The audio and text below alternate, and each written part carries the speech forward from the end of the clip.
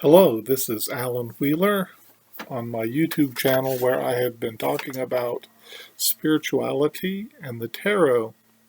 And the topic of this video, and it may be a little playlist or series, is on Christian tarot.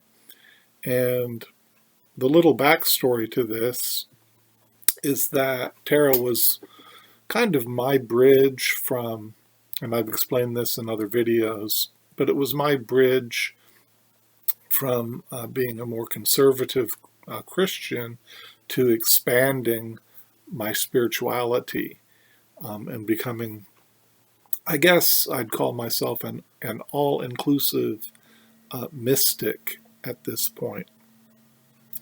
But early on, as a performing magician doing illusions, magic tricks, I got involved by doing some tricks using tarot cards and was advised to not to learn from magicians but from real practitioners.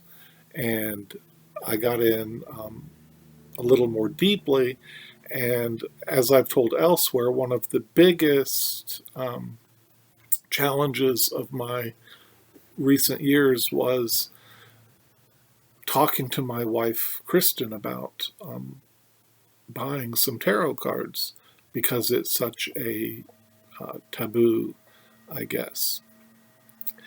And it was a big ask. So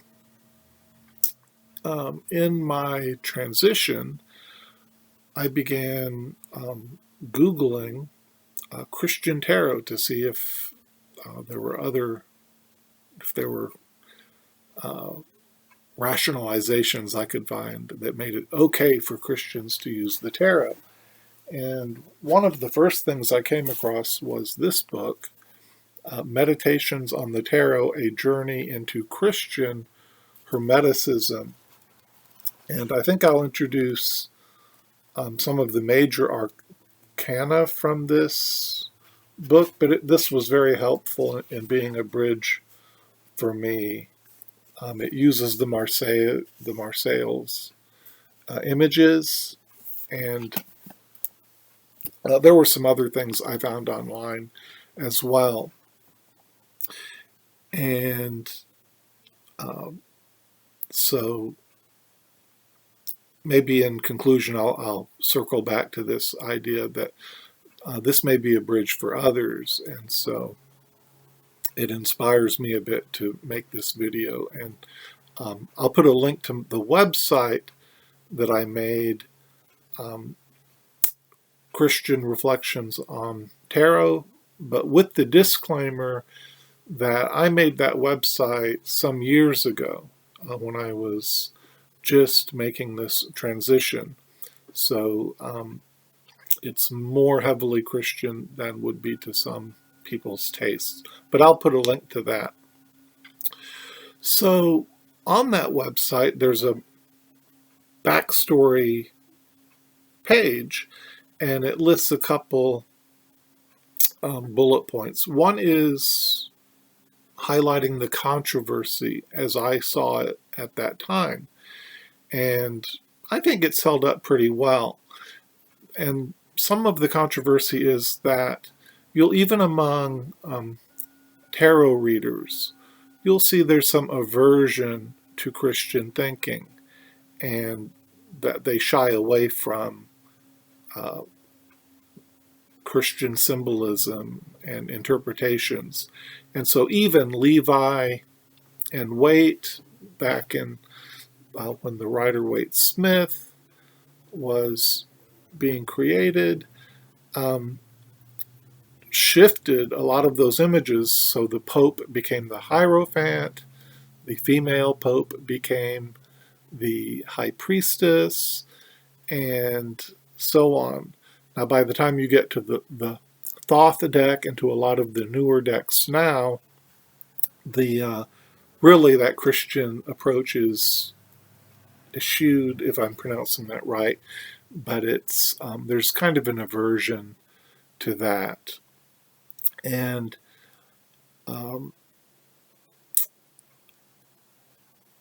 certainly if you Google pastors and things talking about tarot, or look on YouTube videos, you'll see that many Christians will say the tarot is taboo. It's involved with occultic divination and things that are not approved. So there's some controversy there. I do think it's much oversimplified, even for a conservative Christian, even for someone who's completely antithetical to Christianity. It's still, even there, there's much common ground, and it gets oversimplified. You get these bumper sticker reactions. So some of the common ground, which is another bullet point on the website, is that still some of the metaphors may still work. And so we still have the Judgment card and the kind of the rising up to freedom, the taking off of the old snake skin and what no longer serves, that release, that forgiveness, and what have you, that kind of redemption. The kind of the archetypal meaning is still there. Even some of the symbolism is still there.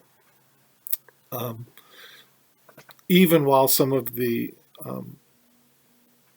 some is just discarded out of hand. Many people do not like the original symbolism of the devil as cosmic evil or anything like that, and that gets reinterpreted. So the point is taken there. One other disclaimer is that I do struggle both ways, and there's kind of a pushback when I bring this up in different camps, from both camps. You know, there's pushback and just it's kind of a tension in the middle ground. But there still is much common ground, I think. I see that many tarot readers agree that telling the future is not a wise choice, to put the power in the hands of those pieces of cardboard, like flipping a coin to decide your future path. And even Colette Baron-Reid talks about oracle abuse. And so there's some common ground there. Some Christians would agree that fearing the cards is superstitious, that it's just how you use them that's the problem. And there's nothing demonic about the cards and images themselves. Many Christians would agree with those who have studied tarot deeply. Many would agree that originally it's a card game from the 1400s in Italy and so on. And so there's that kind of agreement. Now, I kind of close out my website, and I'll kind of close out this video with the idea that there's 3 levels arising out of this idea that it's how you use the cards that determines their power or lack of it. And so these 3 levels, the first one is simply where I started, using them as I would use playing cards for magic tricks, for gaming, and of course cards serve that purpose, even tarot cards. Level 2 for me would be the level of art. So tarot cards are referred to in some of Sylvia Plath's poetry and T.S. Eliot's The Wasteland. Folklorists would study things like the tarot cards and their history and influence. You see them in film, of course, and they're art creations in and of themselves as new decks are created. So there's the level of art. But the third level, as I see it, level 3, would be kind of the archetypal mythic level. And this is where the cards would serve in therapy, psychology, and spirituality, meditation, and things like that. So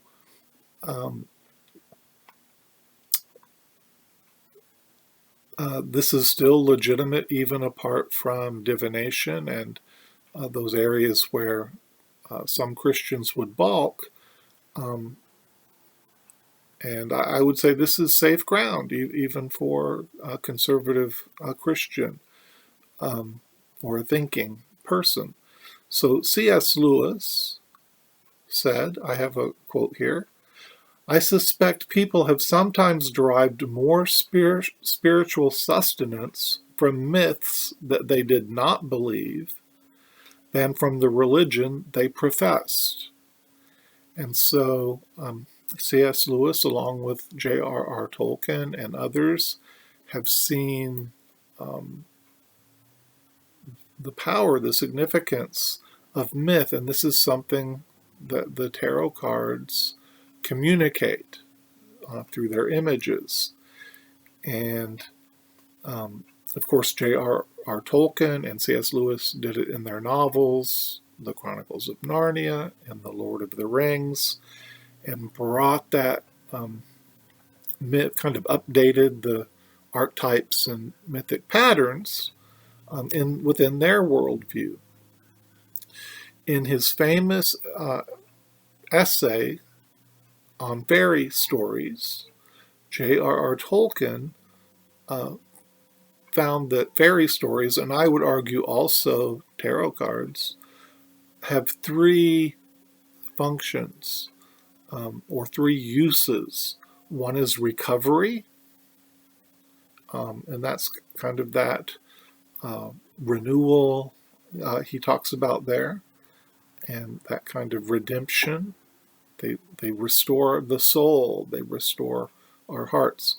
Another is escape, and that kind of entertainment, that enjoyment to take a break from pain or pressures. And the third was consolation, and to give hope. And he details that and goes into, elaborates much, much more than I have here. But in closing, I just want to come back full circle, as I said I would, that this was my first step. And so sometimes someone coming from a more conservative background or from the Christian faith needs the assurance to find this bridge. And this was very helpful. Some of the things I'll share in the future videos, and from the book, The Meditations on Tarot, the Christian Hermeticism, was very helpful for me just to take that first step into opening my mind up, and it might be for others as well. And my second step was seeing the divine feminine in Sophia, and a book I read on yoga that kind of helped me to be a little more inclusive of other practices. So let me stop there, and thank you for watching. As always, I hope you find connection with people in your life, with online community, and on your spiritual path, whatever that might be. Take care.